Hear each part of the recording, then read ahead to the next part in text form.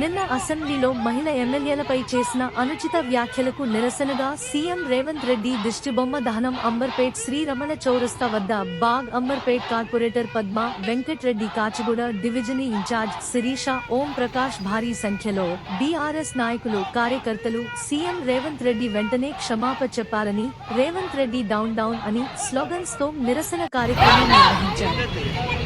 ఈ కార్యక్రమంలో మిర్యాల సీను, మహేష్ ముదిరాజ్, చంద్రమోహన్, మిర్యాల రవీందర్ యాదవ్ తదితరులు పాల్గొన్నారు।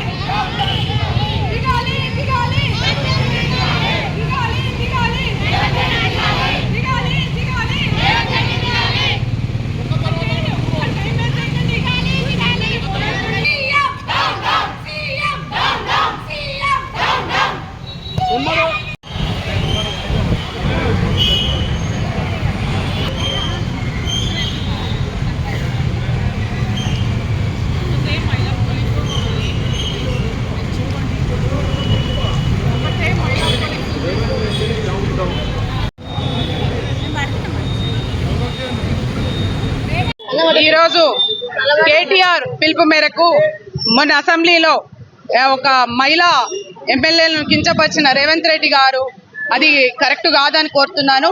అక్కలను చూడండి వెనుక అన్న వ్యక్తి ఎన్ని పార్టీలు మారారు రేవంత్ రెడ్డి గారు ఈరోజు చెప్పాల్సిన అవసరం ఉంది। ఒక మహిళా ఎమ్మెల్యేను కంటి నీరు గార్చే విధంగా మాట్లాడడము సమంజసం కాదు। మీరు కూడా టీడీపీ నుంచి వేరే పార్టీకి మారి తర్వాత కాంగ్రెస్ కు మారడం జరిగింది। ఆ రోజు ఒకప్పుడు మీరు కార్పొరేటర్ గా ఉన్న వ్యక్తి ఈ రోజు మహిళలను కించపరిచే విధంగా మాట్లాడడం సమంజసం కాదు। మీరు తప్పకుండా దానికి సమాధానం చెప్పాలని మేము కోరుకుంటున్నాం। అదే విధంగా మా అంబర్పేట్ కాన్స్టిట్యున్సీ కాలేరు వెంకటేష్ గారి పిలుపు మేరకు ఈ రోజు మేము కాన్స్టిట్యున్సీలో రేవంత్ రెడ్డి గారి దిష్టిబొమ్మ దహనం చేయడం జరిగింది। అదే విధంగా ఈ రోజు ఎంతమంది కాంగ్రెస్ లోకి మారడం జరిగింది। మీరు కూడా ఇంకో పార్టీ టీడీపీ నుంచి కాంగ్రెస్ మారిండ్రు, మేము కూడా మారొచ్చు, మీరు కూడా మారొచ్చు, కానీ నేను మహిళకు రెస్పెక్ట్ ఇవ్వాలని నేను కోరుతున్నాను।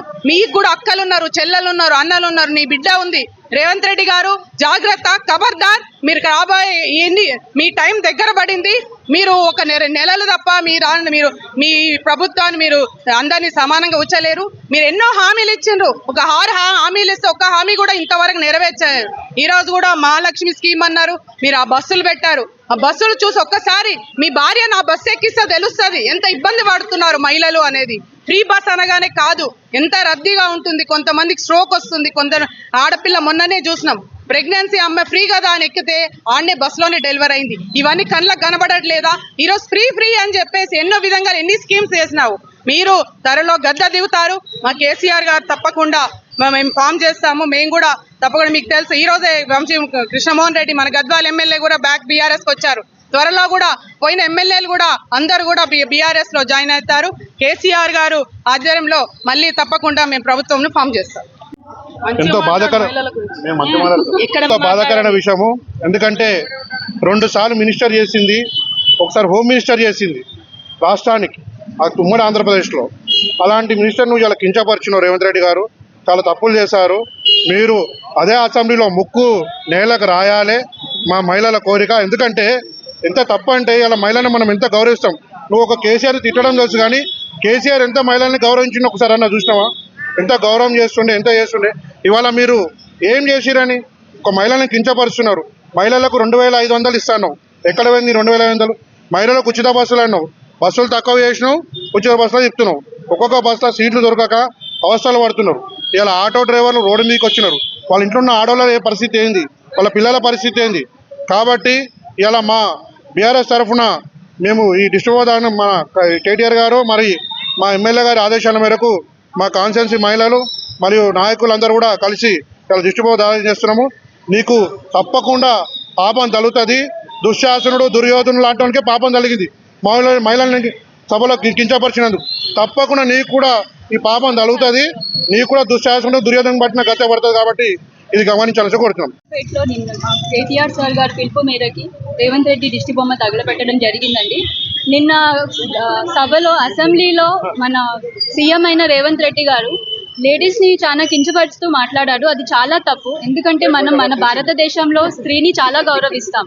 మనం భూదేవిని కూడా అమ్మ మాత అని అంటాం, భారత్ మాత అంటాం. అట్లాంటిది నువ్వు లేడీస్ గురించి మీరు అంత నీచంగా మాట్లాడడం తప్పు. మీరు ఒక పార్టీలో లేకుండా మీరు కూడా ఎన్నో పార్టీలు తిరిగి వచ్చారు. అట్లాంటిది మీరు ఇంకొకరు మా పార్టీని నాశనం చేసి ఇందులోకి వచ్చారు అందులోకి వచ్చారు అని మాట్లాడడం చాలా తప్పు.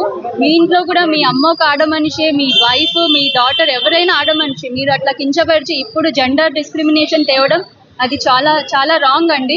ఇప్పుడున్న సొసైటీలో మేల్తో పాటు ఫీమేల్ అంతే ఈక్వల్గా ఉన్నప్పుడు మీరు ఒకరు ఎక్కువ ఒకరు తక్కువ అనడం అది చాలా తప్పు. మీరు ఎట్లయితే ఇన్సల్ట్ చేసి అసెంబ్లీలో వాళ్ళ గురించి కించపరిచి మాట్లాడారో అదే విధంగా అసెంబ్లీలో మీరు వాళ్ళకి క్షమాపణ చెప్పాలని కోరుతున్నాము. ఇది మంచి పద్ధతి కాదు. చరిత్ర తీసుకున్నా కూడా కౌరవులు కూడా సభలో ద్రౌపదిని కించపరిచారు, ఇన్సల్ట్ చేశారు. కానీ వాళ్ళు ఏమైంది అన్నది అందరికీ తెలుసు. సో అది పద్ధతి కాదు. మీరు మీ పద్ధతి వైఖరిని మార్చుకొని క్షమాపణ చెప్పాలని కోరుకుంటున్నాను.